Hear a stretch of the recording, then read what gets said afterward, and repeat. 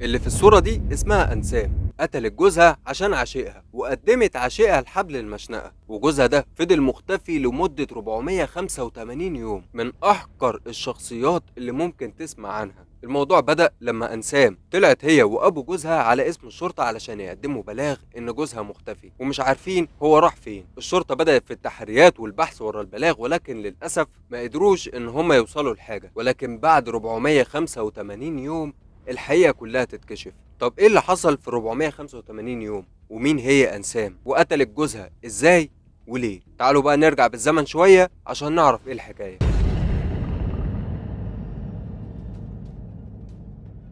الحكاية بدأت في 2012 في منطقة المطرية محافظة القاهرة. سيف اللي في الصورة ده كان شاب محترم جدا ومن عيلة كويسة، وكان متعلم وخريج جامعة. والده كان عنده بيت كبير في منطقة المطرية، وكان عامل لكل عيل من عياله شقة في البيت ده علشان يتجوز فيها. في الوقت ده كان سيف الابن الصغير بيدور على بنت محترمة علشان يتجوزها، وبالصدفة قابل أنسام، بنت من عيلة بسيطة وظروفهم كانت تعبانة جدا. وخليني اقول لك ان عيلة سيف كانت احسن من عيلة انسام في كل حاجة، لكن انسام كانت عاجبة سيف جدا، وده خلاه يروح لوالده ويقول له انا عايز اتجوز البنت دي. بعدها سيف خد اهله وطلعوا على بيت انسام اللي في حدائق القبة. قعدوا اتكلموا، وبعد ما اهل سيف نزلوا من بيت انسام قالوا لابنهم انهم مش مرتاحين ولا للبنت ولا لعيلتها. حاولوا يقنعوه كتير بالكلام ده، وخصوصا بعد ما سألوا على العيلة دي في المنطقة وعرفوا انهم عيلة مش كويسة. ولكن سيف ما كانش مقتنع بالكلام ده تماما، وما كانش شايف قدامه غير انسام وبس. بعدها كان بيروح لها زيارات في بيتها، واهلها كانوا بيعاملوه معاملة حلوة جدا، وانسام نفسها كانت عارفة ازاي تخليه يحبها اكتر، لحد اما خلاص قرر ان هو هيتجوزها. وحددوا ميعاد الفرح، ولما سيف راح لاهله علشان يقول لهم على ميعاد الفرح وان هو خلاص هيتجوز، والده قال له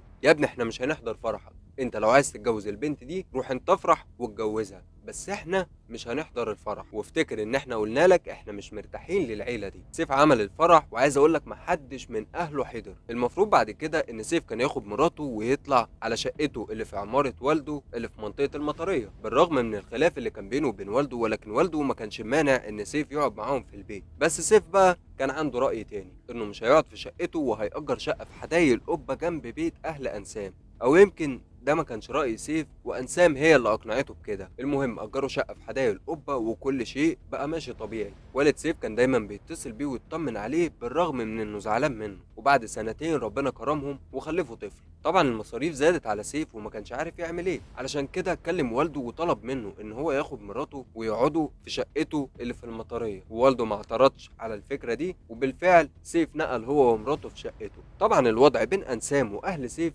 ما كانش احسن حاجه، او تقريبا كده ما كانوش بيطيقوا بعض. المهم بعد 3 سنين ربنا كان كرمهم وخلفوا الطفل التاني. في الوقت ده انسام كانت سايبه بيتها وكانت قاعده في بيت اهلها بعد المشكله اللي حصلت بينها وبين سيف. طبعا المشاكل دي كانت كتيره بين انسام وسيف، ودايما كانت بتسيب له البيت وتروح تقعد عند بيت اهلها، واهلها كانوا بيكلموا سيف ويقولوا له معلش يا ابني. انسام كانت بتعمل كل ده علشان سيف ينفذ لها كل اللي هي بتطلبه. طيب تعالوا بقى نروح لليوم اللي سيف اختفى فيه. الساعه 5 العصر سيف كان نازل من شقته ومعاه ولاده الاتنين. قابل والده على السلم وقال له ان هو هيروح يودي الاولاد عند بيت انسام، وبعدها هيروح يقابل واحد علشان ممكن يشتري عربيه بدل عربيته القديمه. بالفعل سيف طلع على بيت انسام وساب الولدين، وطلع بعد كده على منطقه المعادي علشان يشوف الشخص اللي هو رايح له علشان يتفق معاه على العربيه، وكان واخد فلوس معاه علشان لو العربيه عجبته يدفعها مقدم. ولكن من بعدها وسيف اختفى. بس والده كان حاسس ان ابنه مش بخير، علشان كده اتصل بمراته وسألها عليه، وهي طمنته وقالت له ان هو راح علشان يشوف العربية اللي قال عليها، وبعدها هيعدي عليها وياخدها ويرجعوا على البيت. وفي نفس اليوم الساعة 5 الفجر والد سيف بيتفاجئ بأنسام وهي بتخبط عليه وبتقول له ان سيف مرجعش لحد الآن. الراجل حاول ان هو يتصل بيه ولكن تليفونه مقفول. الراجل خد أنسام ونزل بسرعة علشان يشوف ابنه راح فين. ركب عربيته وأنسام ركبت جنبه، وبدأوا ان هم يدوروا عليه في الشوارع والمستشفيات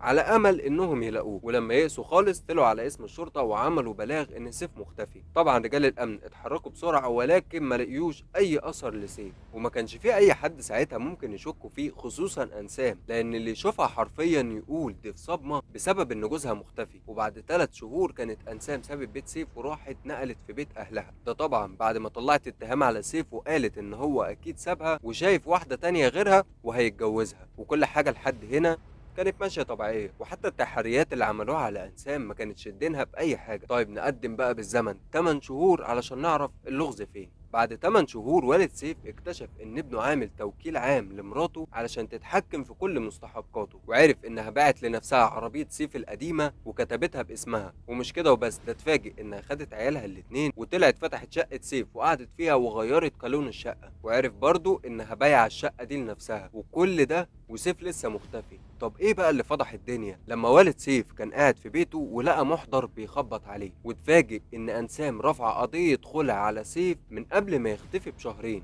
لما قعد يفكر شوية عرف ان الحاجات الشقة والعربية اللي هي باعتهم لنفسها دي هي باعتهم من وقت قريب. طب ازاي وسيف مختفي اصلا؟ هنا الراجل شك ان في حاجه مش طبيعيه بتحصل، علشان كده طلع على اسم الشرطه وعمل بلاغ بكل اللي حصل، والقضيه اتفتحت من تاني علشان تكشف لنا تفاصيل اكتر. الشرطه فضلت تعمل تحريات على انسام اكتر، ده طبعا من غير ما هي تاخد بالها. وبعد مرور سنه كامله على اختفاء سيف، الناس تتفاجئ ان انسام هتتجوز واحد قريبها اسمه محمد كمال. الشرطه طبعا عملت تحريات على محمد كمال ده، وعرفوا ان مفيش اي علاقه بينه وبين سيف، وان كمان محمد كمال ده ما كلمش انسام الا بعد اختفاء سيف بفتره، وان سيف ما قابلش محمد كمال ده غير كام مره معدودين. منهم مره عيله انسام كان عندها حاله وفاه، وطبعا سيف بما انه جوزها كان موجود معاها، وهناك قابل محمد كمال قريبها ده وفضلوا يتكلموا مع بعض. وعلى فكره محمد كمال ده قريب انسام فعلا، ولكن قريبها من بعيد. ولكن الشرطه لما تعمقوا في البحث اكتر عرفوا ان كان في رسائل بين انسام وبين محمد كمال قبل اختفاء سيف ب4 شهور، وكان في رساله انسام كانت بعتها له وبتقول له انها لازم تخلص من شخص معين. في الوقت ده انسام ومحمد كمال كان فاضل لهم يومين بس ويكتبوا الكتاب، لكن الشرطه استدعت محمد كمال علشان ياخدوا اقواله، وقال انه ملوش اي علاقه بكل اللي حصل وما يعرفش سيف راح فين. ولكن كانوا ملاحظين ان هو متوتر شويه، ولما الشرطه استدعت انسام علشان تحقق معاها هي كمان كانت متوتره جدا وشاكه ان الشرطه اكيد عرفت حاجه. وما خدتش وقت كتير لان بعد اول كام سؤال من التحقيقات اعترفت بكل حاجه. وهنا بقى هنعرف الحقيقه كامله. انسام ومحمد كمال كانوا قرايب من بعيد وما كانوش بيتكلموا خالص، ولكن الفيسبوك جمع بينهم وبداوا ان هما يبعتوا رسائل لبعض، والاتنين كانوا على علاقه محرمه مع بعض لمده سنتين في وجود سيف. كانوا بيتقابلوا في شقه محمد وبيعملوا العلاقه مع بعض، رغم ان محمد كمان كان متجوز، وكان بيزن عليها دايما ان هي تتطلق من سيف وتتجوزه هو، ولكن كان بيقول لها احنا لازم نفكر كويس علشان لما تتطلقي تبقي واخده كل مستحقاته. وده خلى انسام ترفع قضيه خلع على جوزها قبل اختفائه بشهرين، وكانت بتبعت الدعوه على عنوان غلط علشان يبان ان جوزها ما استلمش الدعوه ولا راضي ان هو يطلقها. وكمان فضلت تزن على جوزها لحد ما عمل لها توكيل عام. المهم يوم اختفاء سيف انسام كانت متفقه مع محمد كمال ان هما يخلصوا منه، وعرفته ان هو هيروح المعادي علشان يشوف العربيه اللي هيشتريها، وقالت له كمان ان هيبقى معاه فلوس كتير في الوقت ده وهيبان ان اللي عمل كده مجرد سرقه مش اكتر. محمد خد واحد صاحبه معاه عربيه وفضلوا ماشيين ورا سيف لحد ما وقفوا قدامه، ومحمد نزل من العربيه وبدا ان هو يتكلم معاه علشان يفهمه ان هما اتقابلوا صدفه، وعرض عليه ان هو يوصله بالعربيه في طريقه. وسيف بالفعل ركب معاه وطلعوا على الطريق الدائري، واول ما وصلوا عند مكان معين في الطريق الدائري محمد طلب من صاحبه اللي سايق ان هو يوقف العربيه علشان هينزل يشوف حاجه، ونزل بالفعل من العربيه وطلب من سيف ان هو ينزل معاه. الاتنين نزلوا من العربيه وبداوا ان هما يتمشوا لمكان معين، ومحمد فتح موضوع انسام مع سيف وقال له ان مراته بتشتكي له انها مش مرتاحه معاه وعن المشاكل اللي بتتم بينهم. طبعا سيف اتضايق جدا ازاي مراته تطلع اسرار بيته بره، لكن اتصدم اكتر لما لقى محمد بيقول له على العلاقه اللي بينه وبين مراته وانهم بيحبوا بعض وعايزين يتجوزوا. طبعا سيف هجم عليه علشان يضربه، ولكن محمد كان محضر نفسه ومسك حجر وخبطه في دماغه وسيف وقع على الارض. قبلها بكام يوم محمد كان محضر حفره في نفس المكان ورمى جثه سيف في الحفره دي وردم عليها ورجع تاني العربيه لصاحبه وخد بعضه ومشي، وبعت رساله لانسام وطمنها ان خلاص محمد مات